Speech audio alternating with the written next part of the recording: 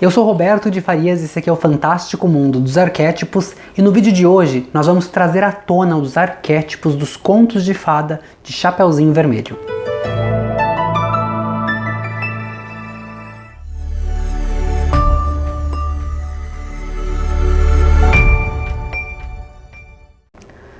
Bom, gente, no vídeo de hoje eu decidi trazer pra vocês essa história porque o pessoal pediu, né, lá nos comentários, e aqui é mais um capítulo do Fala Que Eu Te Escuto. Eu ouvi e eu trouxe porque muitas pessoas estavam pedindo pra trazer um pouquinho, falar um pouquinho mais sobre a história. Eu vou deduzir que todo mundo conhece a história, os contos de fadas de Chapeuzinho Vermelho, e vou partir logo pra explicação pra não ter que contar a história toda. Mas resumindo, é aquela menininha que a mãe manda pra casa da avó com uma cesta de frutas, pão e leite, e ela tem que atravessar uma floresta, encontra o lobo mau, e o lobo mau vai correndo na frente, entra lá na casa da avó, fica esperando ela e devora ela no final da história. E no final da história ela é salva pelos lenhadores e caçadores. Mas aí eu vou explicar pra vocês aos poucos. Então, a primeira coisa que eu quero que vocês levem em consideração é quem manda a criança, quem é a criança e quem deveria receber a criança. São três mulheres, é mãe, filha e avó. Ou seja, nós estamos falando do universo feminino, né? Um universo completamente feminino. Aqui a gente percebe que Chapeuzinho Vermelho e a avó, Chapeuzinho Vermelho é uma criança, a avó é uma idosa. Então a gente vê aí uma dualidade dos arquétipos já logo no começo. Chapeuzinho Vermelho é uma jovem, a avó é uma idosa. Chapeuzinho é inocente, a avó já é experiente. Chapeuzinho é pura, a avó já possui família, né, a filha e a neta. Chapeuzinho é virgem, a avó não é virgem, óbvio. São coisas óbvias, mas eu tenho que explicar porque faz parte da dualidade dos arquétipos. Lembra que eu disse que toda história tem que ter uma dualidade para que ela funcione, para que o público-alvo fique preso na história? Essa é a primeira dualidade da história. A segunda coisa importante a ser dita na história é que existe sabe aquilo que a gente conhece por maldição hereditária? Isso está muito claro na história, que é passado de mãe para filha, né? A avó, que foi devorada pelo lobo, a mãe, que está lá em casa, que mandou a filha para casa da avó. Então é um ciclo que se repete o tempo todo, né? Você percebe isso. Outra coisa que não está contado como necessário na história é que Chapeuzinho Vermelho, a menininha, ela é pura, mas ela já tem uma malícia, né? Ela tá se vestindo de vermelho, e vermelho é a cor da sensualidade, a cor da vida, do movimento, do fogo, né? Então tem aí a gente percebe uma simbologia bem forte aí em termos de sedução. Inclusive naquela época a cor vermelha era utilizada somente pelas prostitutas, então a gente percebe aí uma coisa que a mãe dela ensinou pra ela. Então ela era uma criança inocente, mas com uma certa malícia já, porque ela aprendeu em casa e muito provavelmente a mãe dela aprendeu com a avó, que tá lá agora sendo comida pelo lobo, antes que o Chapeuzinho chegue. Você percebe? Então existe aí uma maldição hereditária que é passada aí, na verdade é nada mais do que cultural, né? A avó passou pra mãe, e a mãe agora está passando pra filha uma sensualidade, né? A hipersexualização da criança. Então isso está embutido na história de Chapeuzinho Vermelho. O Chapeuzinho Vermelho, para quem não sabe, é o órgão sexual feminino, o ímen, né, antes do ato sexual. Ela é uma criança pura e virgem, né, então é antes do ato sexual. É vermelho porque faz referência também à menstruação. Ela acabou de ter o período dela, então ela acabou de entrar na fase mulher, ela virou uma mulher, acabou de virar uma mulher. Então essa é meio que uma representação de um mundo onde a mulher precisa enfrentar, assim que ela vira mocinha, ela precisa ir para um mundo desconhecido, que é o mundo das florestas. Né, essa floresta dentro da história é onde estão os perigos, né? Quando você pensa numa floresta, você vai imediatamente pensar numa floresta de verdade, tá, gente? Não tô falando num bosquezinho perto de casa, não. Você vai pensar numa floresta, você vai pensar na mata fechada, animais silvestres, né? Aqui no Canadá, por exemplo, tem lobos, ursos, é muito perigoso. Quando a gente vai pra mata aqui, a gente tem que levar a buzina para espantar os ursos, porque eles atacam e eles matam. Então, e os lobos também. Então, a floresta que está explícita na história de Chapeuzinho Vermelho conta sobre os perigos que a juventude, né, assim que a menina vira mocinha, ela vai enfrentar ao sair para a vida, ao ir para o trabalho, para a escola, para a faculdade, seja lá o que for. Então essa é a representação. A floresta geralmente é verde, densa e escura, representando, né, o lado negativo a polaridade negativa do arquétipo, da falta de luz, né, essa escuridão, essa coisa do desconhecido, né, o medo que a gente deveria ter, mas ela é inocente e ela vai assim mesmo. Que mais? Vou ter que ler aqui, gente, não deveria ter estudado um pouco mais, mas meu tempo é desse jeito, não tem o que fazer não, né? Cadê? Aqui eu coloquei uma informação assim, ó. A mãe faz da filha uma extensão de si mesma, onde a criança é vista como um objeto e não como um sujeito. E por isso ela não soube identificar o perigo do lobo, que é o primeiro personagem masculino da história. Então, duas coisas importantes aqui. A mãe que recebeu isso da avó, né? Então a avó que tá lá sendo comida nesse momento, recebeu esse conhecimento da avó e ela provavelmente ela era um objeto da sua mãe também, né? A sua mãe não via ela como um ser humano, não ensinava ela os valores da vida, não ensinava ela muito pelo contrário, ela tinha muito provavelmente uma vida muito superficial, muitas vezes, né? Tá embutido na história, tá, gente? Não tô inventando isso não. Muitas vezes a mãe, ao invés de cuidar da criança como uma filha, a mãe, ou como um filho, né? A mãe cuida como se fosse uma amiga, contando coisas, histórias da infância ou história da juventude, né? Que não deveria. Por exemplo, contando dos namorados, contando cenas sexuais. Às vezes assiste uma televisão que não deveria estar assistindo, um conteúdo que é inapropriado para a criança. Então, a criança acaba virando uma extensão do corpo da mãe, né? E não é um ser, é um objeto, né? Então isso aí vai sendo passado de mãe para filha, e aí a filha, que deveria ter o conhecimento do perigo da vida, da floresta, não tem, porque ela vive num mundo no mundo mental e psicológico da mãe dela. Então ela acha que tudo é perfeito, ela acha que tudo é bonito, ela acha que tudo é maravilhoso. Então quando ela encontra o lobo, que é o primeiro personagem masculino da história, ela não percebe. O lobo, gente, ele traz aí um arquétipo, né, pra quem sabe o que é um lobo, ele traz um arquétipo de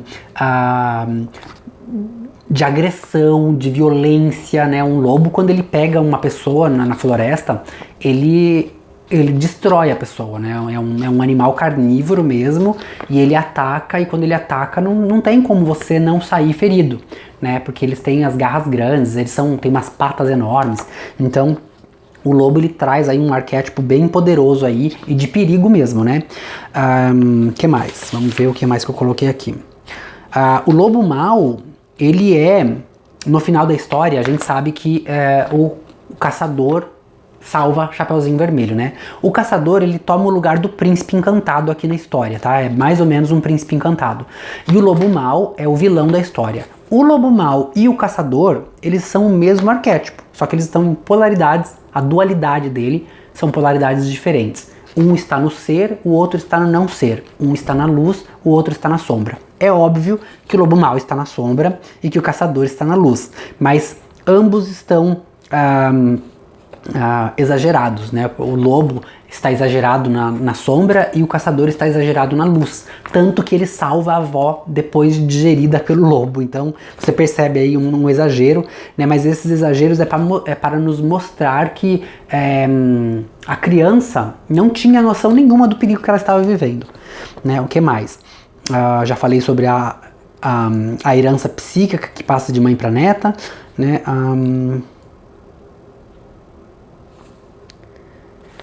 Tá, aí,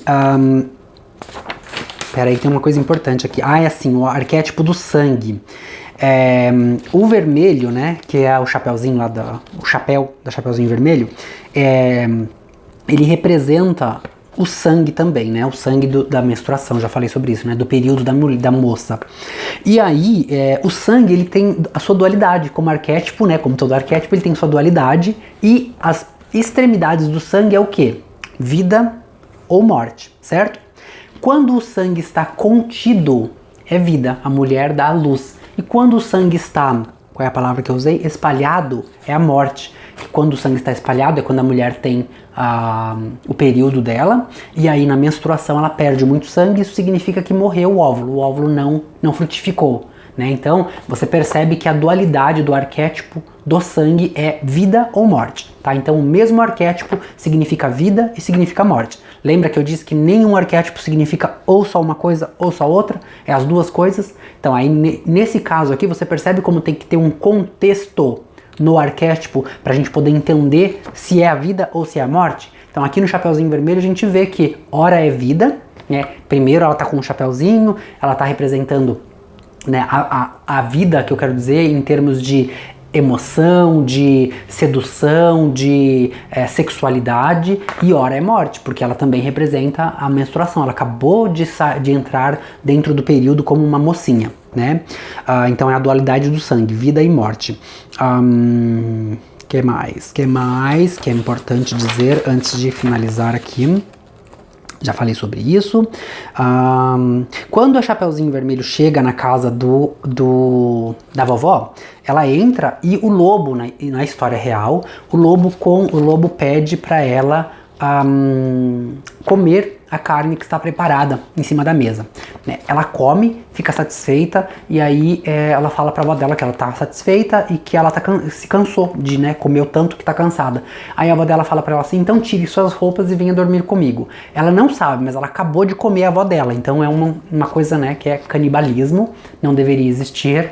Ela acabou de comer a avó dela, e ela, quando ela tira a roupa que ela chega, que ela deita na cama, ela percebe que a avó tem as orelhas grandes, os olhos grandes. E essas perguntas, né? Por exemplo, o olho. Quando ela fala lá, nossa vovó, que olhos grandes que você tem. O olho, ele simboliza o conhecimento e a percepção, né? Porque quando você olha, você enxerga, você conhece e você percebe as coisas.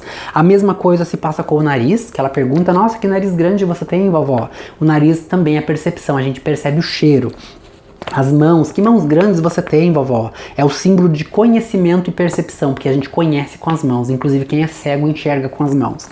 As orelhas, né? As orelhas representam a imortalidade, inteligência, e são grandes também. A boca representa a consciência, né? Porque a gente inclusive é sagrado isso, né? Em muitos livros de escrituras sagradas, a gente fala sobre o verbo. O verbo é a personificação de Deus, porque quando você fala, você já está materializando os seus pensamentos. Né? Então você percebe como a boca é importante, né? E os dentes, que é a última coisa que ela diz, nossa, que dentes grandes você tem, vovó, que a vovó diz para te devorar melhor, que representa a força, a agressividade e a tomada de posse, porque o animal, eu não sei se vocês já viram, dois cachorros brigando por conta de um pedaço de carne ou por conta de qualquer coisa, eles vão com o dente ali, fica naquela agressividade, quem ganha é aquele que tem mais força e puxa mais e ganha. Né? Então, você percebe que o arquétipo da agressividade tá ali, né? Na verdade, essa história é a história, já contei aqui, é a história de um estupro. Chapeuzinho Vermelho é uma menina inocente pura que vem visitar a vovó e é estuprada pelo lobo mau, que são os homens que estão na vida e que deveriam estar respeitando as mocinhas inocentes e não estão. Então essa história ela vem aí com arquétipos muito fortes para fazer a gente pensar um pouco sobre a realidade em que a gente vive. Lembrando que as histórias, os contos de fadas, eles foram feitos para fazer as pessoas pensarem na moral da história. Então toda história tem uma moral. Aqui, Chapeuzinho grita por socorro, né, quando ela percebe tudo isso. Por que ela faz aquelas perguntas? Nossa, vovó, que olhos grandes você tem? Porque ela começa a ter consciência do perigo. Então, quando a pessoa sai para a vida, né, quando a mãe ensina, dá as ferramentas corretas, né, o conhecimento correto para o filho sair para a vida, porque filho não é para ficar dentro de casa, é para o mundo, não é para nós, e a gente tem que ter isso bem claro na cabeça da gente, para a gente não estragar a vida do filho, nem estragar a nossa. Quando a mãe prepara o filho para o mundo, o filho, a filha no caso, ela sabe que tem coisas que são perigosas, é o conhecimento, a percepção, né? Então a Chapeuzinho Vermelho, ela percebe, mas ela percebe isso muito tarde, ela já tá ali na cama junto com o lobo, né? E ela grita por socorro, e aí entra o arquétipo positivo do masculino, que é um grupo de caçadores que passava pela região, ouviu e entrou correndo para salvar Chapeuzinho Vermelho, e que é a consciência. Chapeuzinho Vermelho teve consciência do problema, então ter consciência, ter expansão de consciência é importante. Foi o que ela teve expansão de consciência através do conhecimento, através da percepção de tudo aquilo que a gente sabe. Mãos, olhos, orelha, né, tato, sentidos, os 5 sentidos, né, são fundamentais para que você tenha percepção das coisas ao seu redor. Então, o que é muito forte aqui é que a percepção é importante dentro dessa história. Mas uma coisa também que é importante ressaltar é que Chapeuzinho Vermelho é uma criança, então nós estamos contando uma história de pedofilia, né? Canibalismo e pedofilia, e machismo, né? E misoginia. Então você percebe que a história é cheia de coisa podre, cheia de coisa ruim, não tem nada de bom na história de Chapeuzinho Vermelho. É que, claro, a gente tende a romantizar as coisas para fazer um final feliz e deixar as coisas mais bonitinhas, né? Mas o problema é que a gente vai enfiando um arquétipo muito ruim na cabeça das pessoas e vai mostrando, olha quanta coisa ruim, a gente mostra que o feminino é superficial, que o feminino ele tem valores invertidos, você percebe? E na história não tem nenhum feminino positivo, né? Nem Chapeuzinho, porque ela é pura. Então quando ela descobre, quando ela tem consciência das coisas, ela chama por uma salvação, ela chama lá por um homem, né, pra ser ajudada. Ou seja, na história, mesmo que eles deram um final feliz, um final legal na história, no final ela precisa de um homem para salvar ela. E a mulher não precisa de homem nenhum, gente. Mulher não precisa de ninguém. Mulher é autossuficiente. Todo mundo é autossuficiente, na verdade. A gente precisa de um ser, quem sente que precisa de um ser para construir família, para estar... porque sente a necessidade de estar com alguém. Mas tem pessoas que estão super bem. E hoje, o problema de muitas pessoas é justamente isso. Elas são inseridas dentro de um conto de fada quando elas são crianças. Elas colocam na cabeça dela que elas têm que achar um príncipe encantado, um lenhador, um caçador para ajudar ela, e ela passa a vida inteira procurando e muitas vezes não é o que ela quer. Então ela fica frustrada 2 vezes, porque ela tá procurando o que ela não queria, porque ela queria estar feliz, sozinha. Às vezes eu converso com amigas e clientes e pacientes, quando eu estava atendendo, eu conversava com pacientes que estavam super infelizes no relacionamento, porque não tinha namorado. Aí você perguntava pra ela quais eram as coisas que elas mais gostavam e curiosamente era, eu gosto de estar sozinha em casa, curtir minha música, assistir um filme, tomar uma taça de vinho sábado à noite, sem enchimento de saco. Gente, a pessoa quer estar sozinha, ela não quer estar com ninguém, mas a sociedade colocou na cabeça dela. Então, uma das coisas que a gente precisa acordar, né, prestar atenção é isso. O que foi enfiado na nossa cabeça quando nós éramos criança? Quem não conhece contos de fada, gente? Todo mundo. As crianças de hoje talvez menos, bem menos, mas até a minha geração, eu tenho 37 anos. Até a minha geração e algumas gerações que vieram depois, ainda se ouvia contos de fadas, se assistia contos de fadas. Eu lembro, quando eu era criança, tinha na Rede Cultura Contos de Fadas, era o nome do programa. Era uma série que passava de segunda a sexta, não lembro que horas que era, eu era criança, mas todos os dias um conto de fada diferente. Isso está enfiando informações na sua cabeça. A gente cresce recebendo informações. E aí a gente tem o maior trabalho do mundo para se desconstruir daquilo que construíram em cima da gente, para a gente descobrir quem a gente realmente é, descobrir o que a gente realmente quer, que não é o que a sociedade quer que a gente queira, e poder finalmente ir atrás disso e ser feliz. Olha como é difícil se desconstruir, gente. Você percebe? Então esse conto aqui tá falando sobre isso. Então é um estupro de uma criança, então é um estupro pedófilo, né? É um estupro pedófilo. No início haviam apenas mulheres. Surge o masculino no lado sombra, que é o lobo, trazendo aprendizado e conhecimento, porque a gente só aprende quando a gente sai pra vida, quando a gente começa a enfrentar os problemas. E aí surge o masculino no lado luz, que traz a solução dos problemas, mas que a gente não precisa disso se a gente for esperto o suficiente para poder... Opa, peraí, o que isso está me trazendo de bom? Opa, o que isso está me trazendo de ruim? O que eles estão ganhando com essa informação?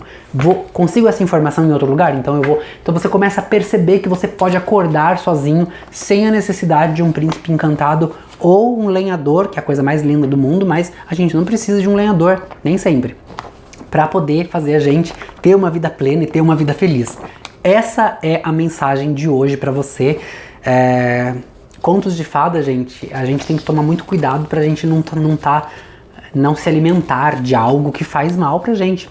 E a gente acha que é bonito porque romantizaram, principalmente os filmes de Hollywood, né? Você percebe que Hollywood estão fazendo aí versões atualizadas, inclusive na Disney, de filmes que são fenômenos de venda, fenômenos de bilheteria, e que trazem pra gente histórias aí que a gente deve pensar 3, 4 vezes. Assistir, tudo bem, mas não se alimentar disso. Filtrar é muito importante. Quando você pega e você vai num restaurante, por exemplo, buffet, você pode comer à vontade. Você come tudo que tá lá? Não, você escolhe aquilo que você quer. A mesma coisa quando você assiste um filme. Não se alimenta de tudo que você tá vendo. Filtra, assiste outras coisas. Vai atrás de informação que faz você pensar e raciocinar um pouquinho. Se não, caso contrário, você é obrigado a engolir aquilo que eles estão te dando, digerir aquilo que eles estão te dando e ir pro banheiro para poder soltar aquilo que eles estão te dando. Você não tem outra opção, porque você está aceitando tudo já pronto e mastigado, só falta engolir. Péssimo para quem está no campo da expansão de consciência. Essa foi a mensagem de hoje, eu espero que vocês tenham gostado. Eu não tive tempo de preparar, eu só escrevi rapidinho o que vinha na minha cabeça na hora, porque quando a gente estudou isso na psicologia, a gente foi bem profundo ali nos contos de fadas, mas era uma coisa importante, as pessoas estavam pedindo, porque eu comentei em alguns vídeos na semana passada, e as pessoas começaram a pedir para trazer um pouco mais de informação. Eu tinha que tomar muito cuidado com o que eu falava, porque o YouTube tem algumas diretrizes, e eu não podia violar essas diretrizes, então eu espero que o que eu disse tenha clareado o suficiente para que a gente possa seguir em frente em relação a isso. Importante assistir esse vídeo de novo, porque fala do arquétipo do masculino, nas duas polaridades, fala do arquétipo do sangue, nas duas polaridades, e fala da maldição hereditária, que é tão sagrado, a gente vê lá nos livros sagrados, que passa de mãe para filha, de filha para neta, e assim vai, não para mais. A gente tem que ter muita percepção para poder absorver isso aí e poder aplicar na vida da gente. Eu deixo você por aqui, um forte beijo e lembrando você que o que você sabe é uma gota, o que você ignora é um oceano. A gente se vê no próximo vídeo. Até lá! A marca Roberto de Farias, logotipo com arquétipos, está mudando. Seu visual será logotipo com arquétipos. Todo o conteúdo é de acordo com as especificações do Instituto Nacional de Propriedade Industrial. O branding é necessário para a gestão e atualização da marca. Menos poluição visual e mais comunicação para você. E você, já atualizou sua marca? Acesse agora mesmo as plataformas virtuais e confira o novo conteúdo.